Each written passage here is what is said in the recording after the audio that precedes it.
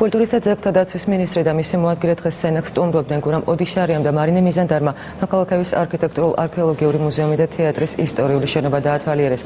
მინისტრის განცხადებით სახელმწიფო ზრუნავს ნოქალაქევის ნაკრძალის აღდგენისა და მისი პოპულარიზაციისთვის. ასევე მომზადებულია მასალები იუნესკოში წარსადგენად, რათა ნოქალაქევის არქეოპოლისი და ციხე-გოჯი იუნესკოს დაცული ძეგლების ნუსხაში შევიდეს.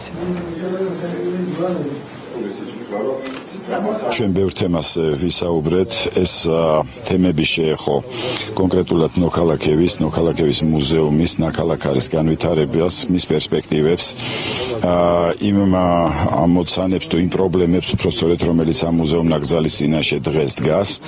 ვფიქრობთ, რომ აქ ცალკეულ სეგმენტებზე ნადირობა არაფერს არ მოგვცევს, აქ უნდა ერთიანი სახელმწიფოებრივი პოლიტიკის შემუშავება, რომლის საფუძველზე შემდეგ უკვე დაიწყება ცენტრალიზებულად ამ საკითხებისადმი მიდგომა. დღეს, როდესაც მოვინახულეთ მუზეუმი ნოქალაქევის, სადაც ქვეყანა არ დარჩენილა ალბათ სოფლიოში, რომელთაც წარმოადგენლები აქ არ მოსულიყვნენ და აქ არ ენახათ ეს საოცრება.